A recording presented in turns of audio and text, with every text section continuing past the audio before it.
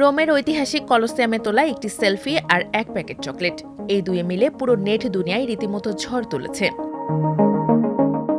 কলোসিয়ামের সামনে ইতালির প্রধানমন্ত্রী জর্জিয়া মেলোনি ও ভারতের প্রধানমন্ত্রী নরেন্দ্র মোদীর একটি ছবি সামাজিক যোগাযোগ মাধ্যমে ভাইরাল হয়েছে। ১৯ মে রাতে ইতালির রাজধানী রোমে যান নরেন্দ্র মোদী। এরপর তিনি মেলোনির সঙ্গে ঐতিহাসিক কলোসিয়াম পরিদর্শনে যান। সেখানে মেলোনিকে মেলোডি ব্র্যান্ডের এক প্যাকেট চকলেট উপহার দেন ভারতীয় প্রধানমন্ত্রী।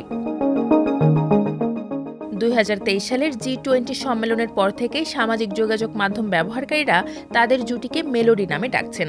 এটা নিয়ে মজা করার জন্যই হয়তো মোদী এবারের সফরে ইতালির প্রধানমন্ত্রীকে মেলোডি ব্র্যান্ডের চকলেট উপহার দিয়েছেন।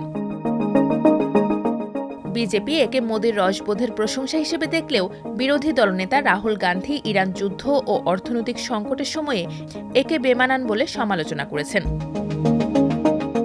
তবে সব বিতর্ক ছাপিয়ে দুই নেতার বন্ধুত্ব অটুট রয়েছে। ২০ মে সকালে ঐতিহাসিক ভিলা দোরিয়া পামফিলিতে দ্বিপাক্ষিক বৈঠকের পর বন্ধুত্বের প্রতীক হিসেবে তারা সেখানে একটি কালো তুঁত গাছ রোপণ করেছেন।